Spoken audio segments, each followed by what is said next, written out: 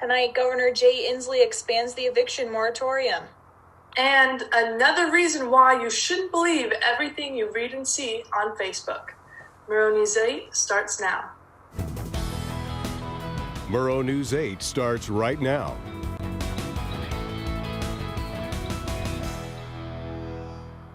Good evening, everyone. I'm Ariel Yakabazi. And I'm Carmen Ditto. Welcome back to Murrow News 8. Colfax schools have made over 40 face shields for local healthcare workers. In the past week, they have made 3 3D printers available to print the shields. Lowdown Court Assisted Living in Garfield will receive some of the shields. Coming out of Pullman Radio News, the Pullman Police Department is recognizing 3 longtime volunteers. One being Reserve Officer Dennis Pratt, who donated nearly 931 unpaid volunteer hours just last year alone. They're also honoring Officer Jeff Gordon, who donated 468 unpaid volunteer hours. And finally, Chaplain Matt McNeely will also be recognized with his 62 volunteer hours. Pullman PD is taking part in National Volunteer Service Week, which starts on Sunday. According to Pullman Radio News, a Pullman man has died after suffering injuries in Monday morning's crash on the Moscow-Pullman Highway. According to a press release by the Pullman Police Department, 45-year-old Timothy Kaleen died yesterday. Pullman PD is still investigating to determine if any criminal charges will be sought against the other driver involved in the crash. Washington Governor Jay Inslee has not only extended but also expanded a statewide ban on evictions. According to Como News, the moratorium has now been extended through June 4th. The original order didn't cover all living situations, but the new proclamation expands protections offered to tenants. This includes prohibiting residential evictions in other dwelling situations such as transitional housing or public land camping grounds, banning enforcement of agreements to vacate, prohibiting a landlord from requiring a non-paying tenant to move to a lesser unit, and prevents landlords from threatening to do so. It also prevents landlords from assessing or threatening to assess, and ban housing or parcel where the tenant's access or use was prevented as a result of COVID-19. Finally, it prohibits landlords from increasing rents or deposits for residential and commercial units. According to NPR, Facebook will soon start telling users when and if they fall for coronavirus-related scams. This effort is used to help slow the spread of false information. The site will alert users when they have interacted with posts about fake cures, hoaxes, and other types of false claims. The alert will be a message in the user's newsfeed that directs them to the World Health Organization's Mythbusters page. Facebook Vice President for Integrity says, quote, "We want to connect people who may have interacted with harmful misinformation about the virus with the truth from authoritative sources in case they see or hear those claims again off of Facebook," end quote. A Moscow company is doing its part to combat COVID-19. According to Moscow Pullman Daily News, Northwest River Supplies plans to donate tens of thousands of personal protective equipment items, such as masks, respirators, goggles, gloves, and gowns, to local medical personnel and first responders.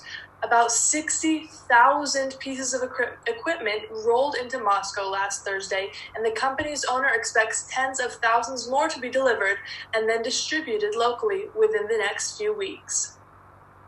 Now we talk to reporter Jasmine Brown, who is still working on campus at WSU. Jasmine?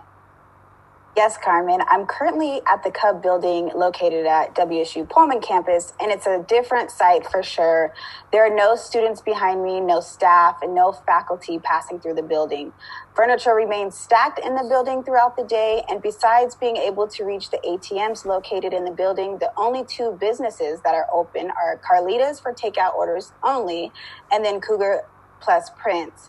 I noticed graduating students are passing through the building to pick up their caps and gowns from the bookie. And all floors other than the ground floor and the first floor are blocked off for entry. As a student myself, it's definitely a different atmosphere and unreal to see the Cubs so inactive. Reporting in the Cub, I'm Jasmine Brown, and now I'll pass it over to Sophia with a story on how a former football player is helping the Cougar community. Thanks, Jasmine. So former WSU offensive tackle Andre Dillard, who is now playing for the Philadelphia Eagles, is donating to current WSU players. Dillard recognizes that some of his former teammates and other WSU athletes may not have access to workout equipment or the same nutritional resources during this stay-at-home order.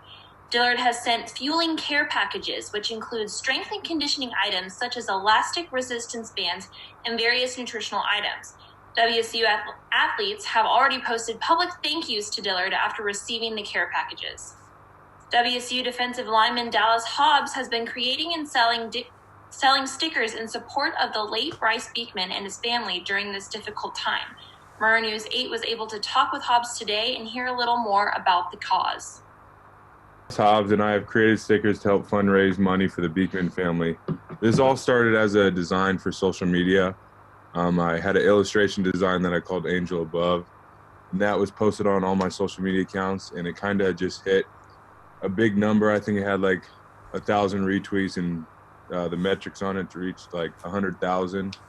So I just figured that it'd be something really beneficial if I could make something out of it, just since I've reached so many people with just that.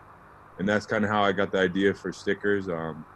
I have a sticker making machine, so I kind of already had the ability to create stickers, and I have been designing some. So that's kind of where this whole idea started. I just wanted to make something special for the Beekman family, and my main goal was to kind of make these stickers myself, just using my sticker machine. But that didn't really work out, having 700 stickers to make. So I really didn't want to go that route, so I outsourced to another company just to get a high demand of stickers, and I actually got those yesterday. So they came in a roll just because of COVID-19 going on right now. They couldn't technically deliver stickers to be like essential, so I had to do like label packaging, I guess it is, but they still work completely as stickers. They're still the vinyl, they're still the same style, they're just on a roll. So I've been trying to cut those all out. I think I ordered like 5,000 stickers of the different variations, so there's a lot of stickers to cut out. We raised a lot of money through this first order, so it's going really well. Former NFL quarterback Colin Kaepernick is donating $100,000 of COVID-19 relief funds to minority communities. Kaepernick launched the fund as part of his Know Your Rights campaign, and it will focus on food, shelter relief, education, personal protective equipment, and incarcerated populations to help stop the spread of the virus and provide further resources. In a video he posted to Twitter, Kaepernick states, quote, "Black and brown communities are being disproportionately devastated by COVID-19 because of hundreds of years of structural racism," end quote. For sports fans not knowing what to do or watch during this time, ESPN is launching a 10-part documentary called The Last Dance, which centers around NBA legend Michael Jordan's final season with the Chicago Bulls. Once it is aired, the documentary will also stream on Netflix. ESPN will air the first 2 episodes this Sunday at 6 p.m. Along with The Last Dance, ESPN Plus will be exclusively showing a companion series titled Detail 1998 Chicago Bulls. ESPN Plus will air 5 episodes over the next 5 Sundays. That's all I have with sports today, but Murrow News 8 reporter Jane McDonald has some good news for everyone still in Pullman. Jane? Hey, Sophia. Gosh, it is great to hear that a new documentary is coming out. I'll be honest. After Tiger King, I am in the market for another series. And yes, Pullman is seeing some amazing weather. Well, as you can see right now, there is not a cloud in the sky. And honestly, it's a little warm for me. My Scottish roots are calling me back to the cloudy weather. But who doesn't like to see some sunshine? I'm in Puyallup right now. It's about 40 miles south of Seattle. So it is nice to see some bright skies, but let's take a look over in Pullman. If you look outside right now, the weather is looking exactly like this. There are bright skies, bright sunshine out there.